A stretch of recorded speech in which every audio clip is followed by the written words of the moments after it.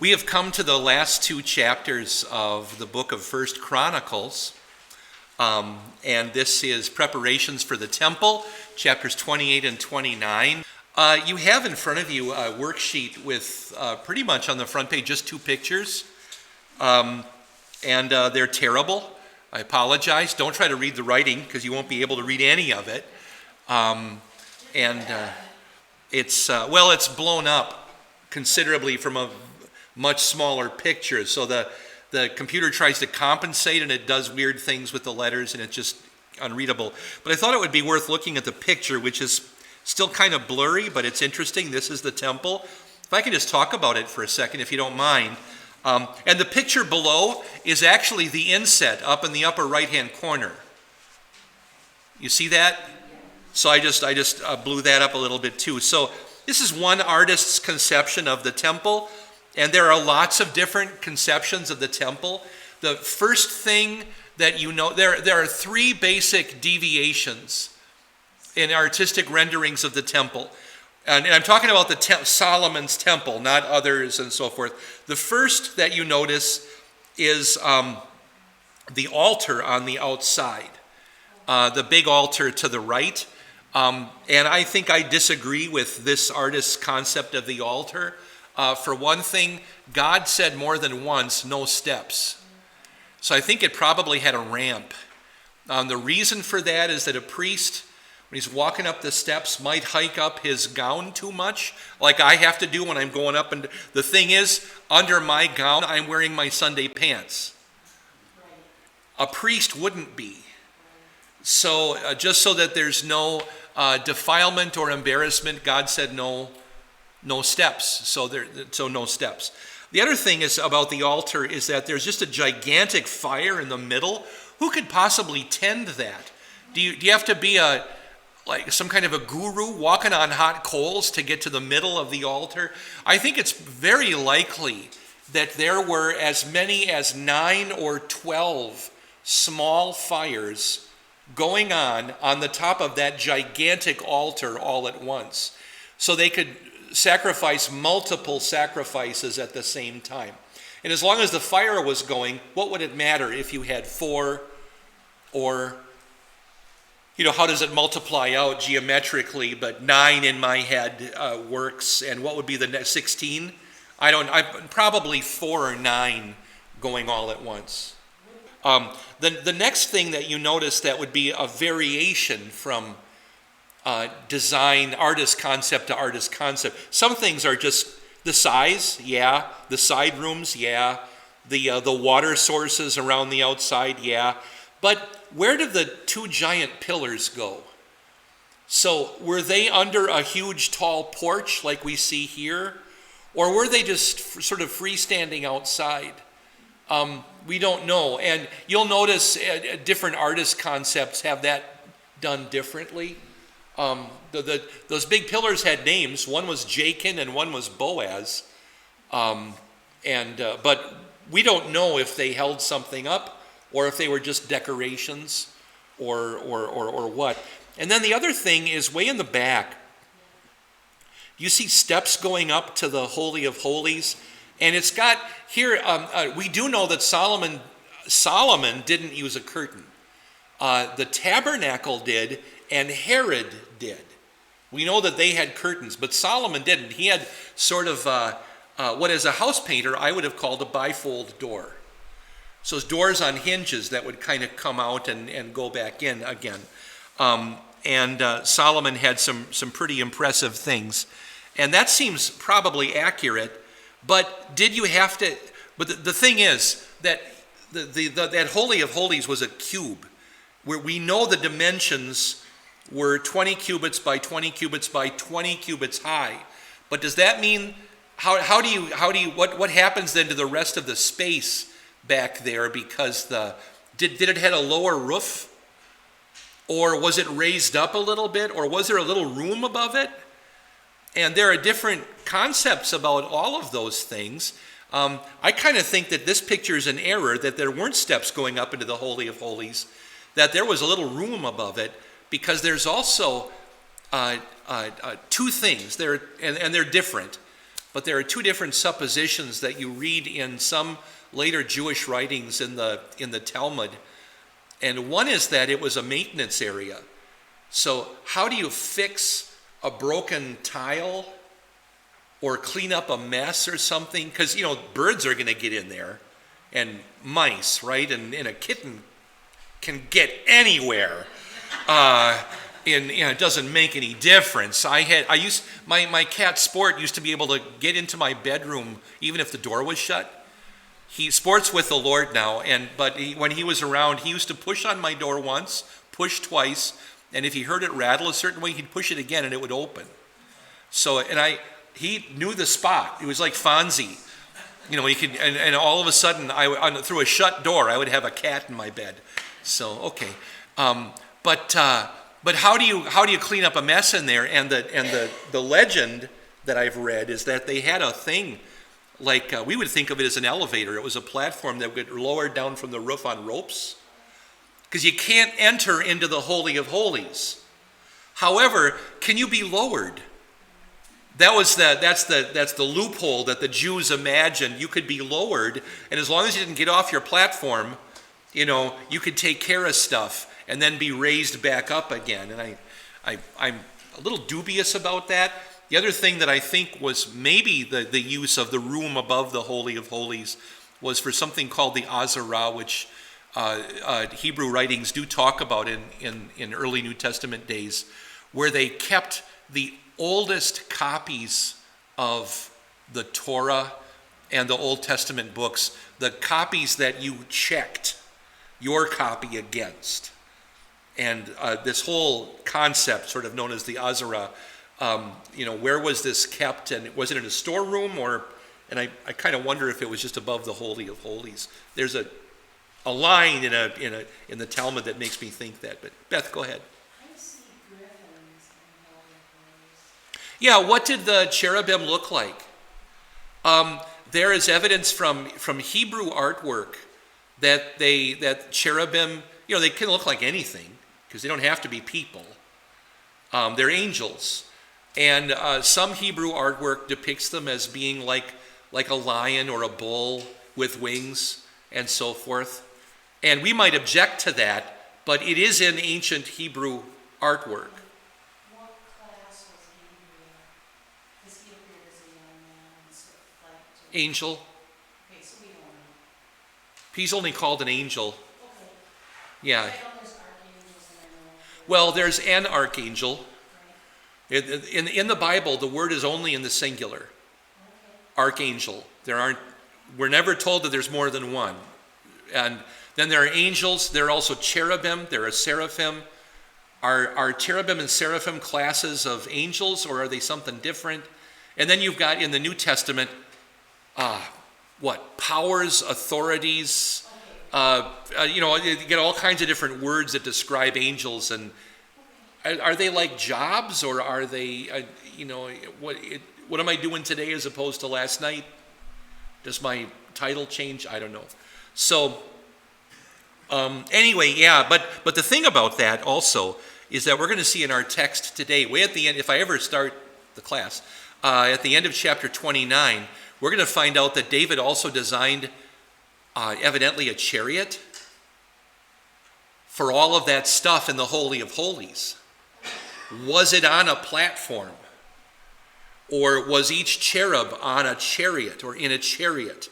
And there's a problem with translation. Is it a chariot that is to say the cherubim, or is it a chariot of the cherubim? There's a chariot for the cherubim. We'll talk about that at the end of chapter 29. So that's also coming.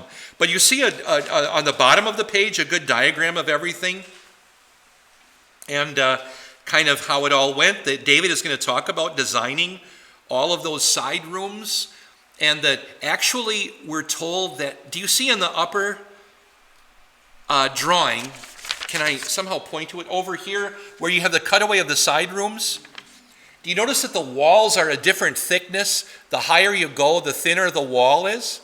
That's specified in the text in Kings, where the lowest rung is a cubit fatter than the one above.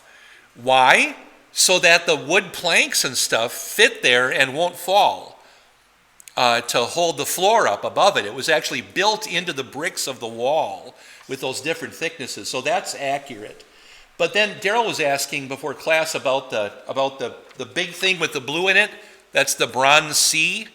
That was a massive water source up at the top of the temple. And it was obviously partly fed by rain, right? Because how are you going to cover it when the rain comes and you don't want it to?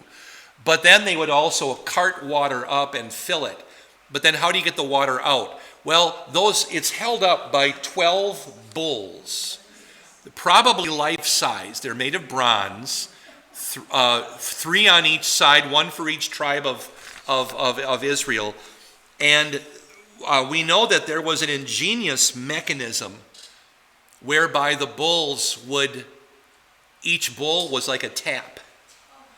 And I don't know if it was like through his nose or through his mouth or whatever, but everybody knows what I mean if I talk about the little boy in medieval or Renaissance architecture who's filling a pool. If you don't, then God bless you. But okay, but you just get it, Colleen? Yeah. Okay. All right. But the bulls, I'm not sure. Did they like take the ring of the bull's nose and twist it to get the thing to go, or was it just a tap like we would have? Because a faucet is one of the most basic concepts, in engineering. To have a pipe that you turn it this way, water gets through, and to turn it this way, water doesn't get through. That's a pretty simple machine.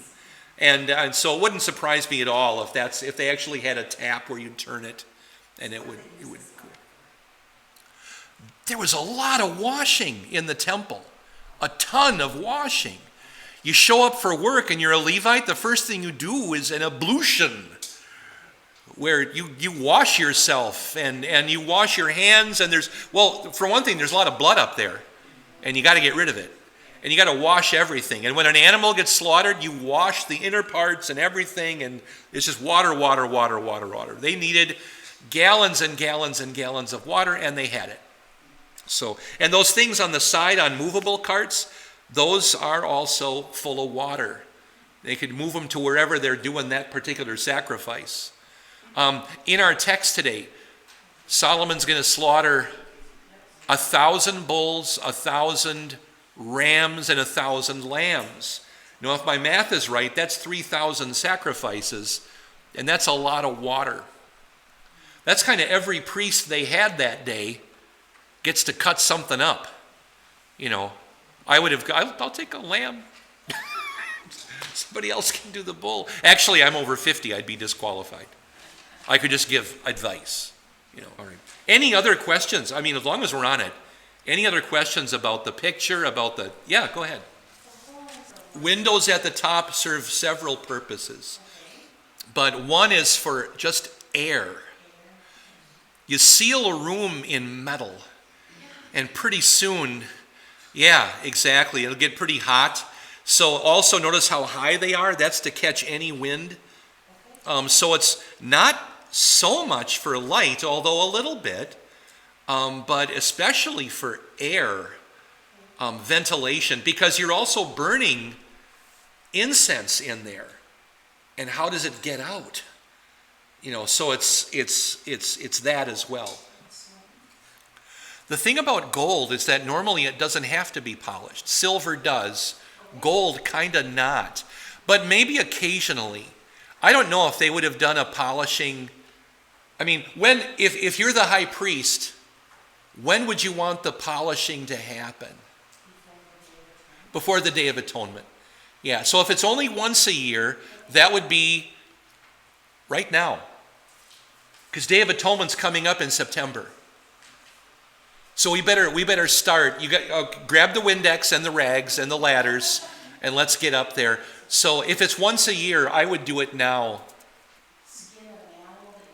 No, it's for ventilation, not for light. Definitely birds. So, birds, but they also had lattices. We talk about the lattice in Song of Solomon and other places. So they may have had like a little ingenious little lattice whereby, so hummingbirds could get through, and wrens, but maybe not pigeons, something like that. And hopefully not owls and stuff like that. So I see a lot of surfaces dust. Yeah, yeah. So you've got Levites whose job it was to keep things clean and to sweep. They were assigned. Sure, Okay. sure. All right. The gatekeepers were also not only keepers of people out, but of getting the dust out as well. Okay. Yeah. I don't know where the word riffraff comes from, but maybe it originally meant dust. Not sure. So let's charge through these chapters. They're really, it's a delightful way to end this particular book. I didn't bring it with me. I'll bring it with me next time. Where in the Talmud, the Talmud tells you, as they're defining the books of the Old Testament, and it says at one point, the Christians have divided the books of Samuel, Kings, and Chronicles in two. And so we do the same. This is what the Talmud says. And it gives you the verse where the break would be. And they reference 2 Samuel 1:1, 2 Kings 1:1, and 2 Chronicles 1:1. Here is where the break is for the next book. And it's really, really, really fascinating that's actually given that specifically by Jews of about the 2nd or 3rd century, whenever that particular paragraph was written. But pretty cool stuff. Okay, chapter 28. David gathered all the officials of Israel in Jerusalem, namely the officials of the tribes, the officers over the military divisions that served the king, the officers over the units of 1,000. What's our rank? A guy over 1,000? General. And over units of 100, probably. Well, in our we don't have centurions today, but in our army today, captain probably. And in the Bible, that's pretty much your two guys. They had thousands and they had hundreds, but they also had a 300 guy unit that I would call a brigade. And it keeps getting brought up in the Bible, which is why I think of brigade as being a unit. But these are two particular soldiers. And then the officials who were in charge of all the property and cattle that belonged to the king and his sons, together with the palace officials, the powerful men, all the strong, capable men. We're going to come back to the king's sons at the end of the book. So in 2 chapters, we'll come back to them. It's fascinating. Chronicles never mentions Adonijah's rebellion. Spend a lot of time on that in Kings, but none at all in Chronicles. And if you don't know about that, maybe I should start the next book with a reference to that. We're not going to talk about it now, though. Then King David stood up and said, by the way, David's about 70. We know that this was in his 40th and final year. So David, who can't get a decent night's sleep, is shivering all night, but he's able to still stand up and talk to people, and he got up and filled his lungs. You know what happened to me Saturday night? I got up into the pulpit and filled my lungs, and you know what happened? That's when the tornado siren went off. So I was just about to read the text in the pulpit when we went downstairs. Yeah. Okay, David. Listen to me, my brothers and my people. Notice David calls Israel my brothers. He doesn't use a word like subjects. He says brothers. In my heart, I wanted to build a house as a resting place for the ark of the covenant of the Lord and as a footstool for our God. So I made preparations to build. That word footstool, isn't that a wonderful word? What does that really tell you about God? There's two sides to this. There's a majestic side, right? But there's also an intimate side. When the most important guest you've ever had comes to your house, put your feet up if you want, right? Here's you get the footstool. In my life, I have a footstool. It was the first piece of furniture I ever bought. In my very first apartment, I sat on the floor and I put my typewriter on the footstool, and that's where I did my work. But I still have that thing, my little tiny footstool. 3 details from David's speech are repeated here. And by the way, that should be previous, not precious, although it's probably precious, but I meant to say previous. So 3 details. David can't build the temple. His inability to build the temple, not because he was unable, but because God said no. Number 2, Solomon is David's rightful successor. David stresses that. We don't have a reference to Absalom's rebellion or Adonijah's rebellion or the others, but we have mentioned that Solomon is the right guy. And therefore, Solomon is the builder of the temple. Just so we're all on the same page about this. Solomon is the builder. What happens when you have a congregation full of builders and you mention we have a project? Who's the builder? I made a mistake a few weeks ago, and I think it was Sunday Bible class. I repeated it here, and that was mentioning that I think that the new hymnals are too fat for our hymn racks. And I had 3 carpenters come to me with a plan, what we're going to do. And I thought, whoa, wait a second. However, the curious thing, it was all the same plan. They all had the same plan. The guys who really are carpenters knew what to do. And that is, you put a shim behind the old hymn rack and you lower it by about 2 inches. So you got finger play and you got wide, and everybody had the same idea. You've been listening to Invisible Church, the Bible study podcast from St. Paul's Lutheran Church, New Ulm, Minnesota.